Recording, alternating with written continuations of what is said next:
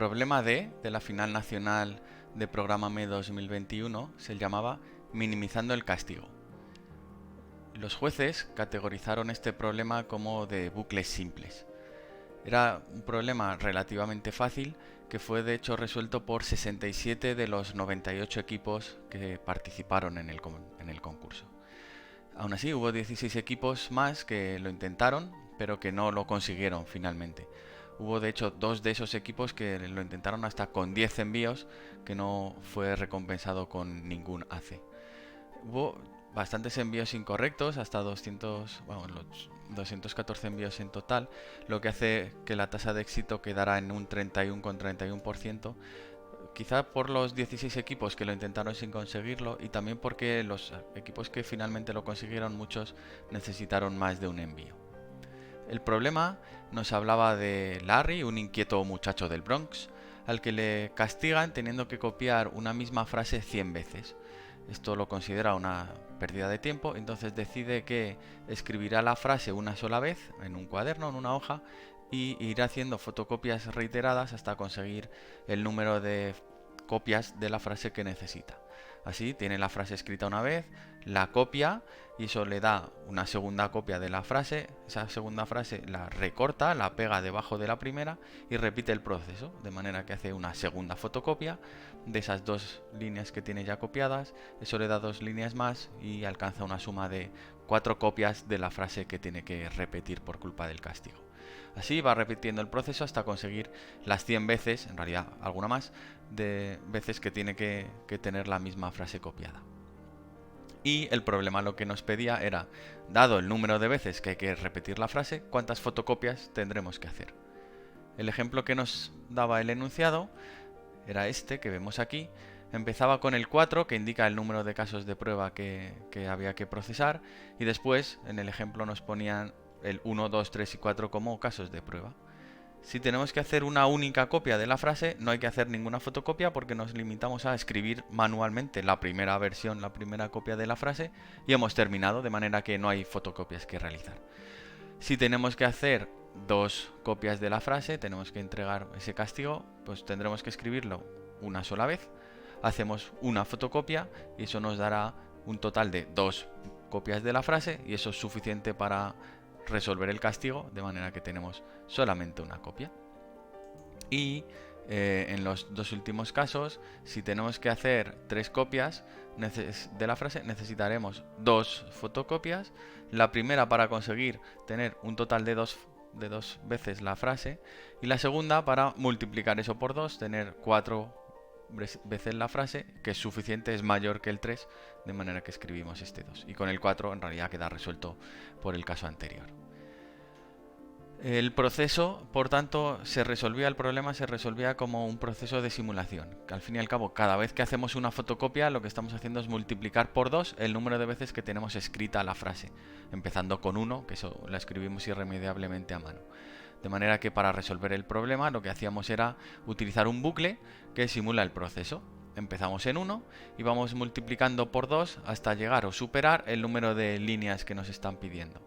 Cuando lo superemos o cuando alcancemos exactamente el número de líneas que nos pedían, escribimos el número de vueltas que hemos dado al bucle, porque cada vuelta es una fotocopia que realizamos al multiplicar por 2 el número de copias que ya tenemos. Aquí hay que tener cuidado porque en este contador de número de copias que tenemos no podemos utilizar floats, números reales en este caso.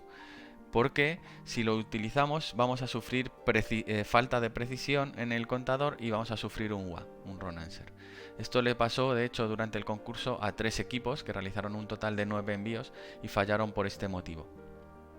Pensad que al fin y al cabo los floats ocupan 4 bytes, igual que un entero normal de 32 bits, y sin embargo los floats llegan a poder guardar números mucho más grandes. Si pueden guardar números mucho más grandes teniendo el mismo espacio físico en memoria, 4 bytes, alguna trampa tiene que haber en algún sitio, y la trampa está en que hay números mucho más pequeños que un entero normal sí es capaz de guardar, que un float no puede almacenar. Entonces los floats tienen agujeros por dentro y eso hace que si queremos guardar con precisión un número entero, un float, no nos sirva. Y esta era la razón por la que se sufría WA. Si en lugar de utilizar un float se utilizaba un double de 64 bits, entonces en ese caso, casualmente sí, por los límites del enunciado sí serviría, porque un double tiene mucha más precisión que un float, ¿vale? Pero hay que tener en cuenta que incluso los doubles también tienen agujeros, de alguna manera, entonces llegado el caso, también podríamos sufrir problemas si lo que queremos es guardar un simple entero.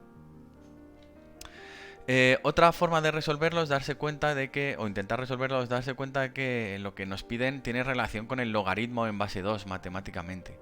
De hecho, lo que nos están pidiendo es el logaritmo en base 2 del número que nos dan redondeado al entero más cercano por arriba. Eso es en realidad matemáticamente lo que pide este enunciado. Este cálculo del logaritmo lo podemos calcular, en lugar de multiplicando desde 1 y subiendo hacia arriba, lo podemos en realidad conseguir al revés, empezando en el número de líneas que nos piden y dividiendo por 2 sucesivamente hasta quedarnos sin número. También podríamos vernos tentados a utilizar la definición matemática y utilizar la librería de math de los lenguajes, pero en ese caso vamos otra vez a tener problemas de redondeos. Y falla en concreto con el número 2 elevado a 29. 2 elevado a 29, si calculamos el logaritmo en base 2 de 2 elevado a 29 es irremediablemente 29. El redondeo al entero más cercano del número 29 es el 29, no hay mucho misterio aquí, entonces matemáticamente la función techo, digamos, del logaritmo en base 2 de 2 elevado a 29 nos da 29, que es la respuesta que esperamos.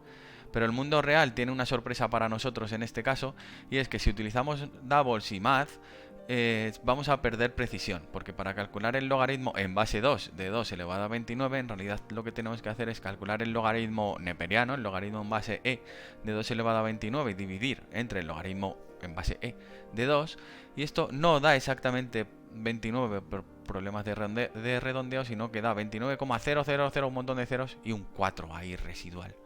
Y si se calcula la función techo, el ceil, la aproximación, el entero más cercano hacia arriba de ese valor, no da 29 por muy poco, sino que sube a 30. Y eso genera una respuesta incorrecta para este caso, que es bastante grande.